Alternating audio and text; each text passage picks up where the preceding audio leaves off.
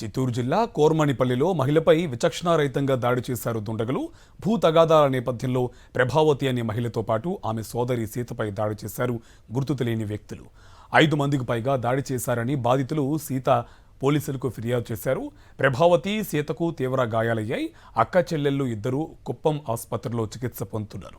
CM Chandrababu ప్రాతినిధ్యం వహిస్తున్న నియోజకవర్గంలో మహిళలపై దాడి జరగడం పట్ల కూటమి ప్రభుత్వంపై తీవ్ర స్థాయిలో విమర్శలు వెల్లువెత్తున్నాయి.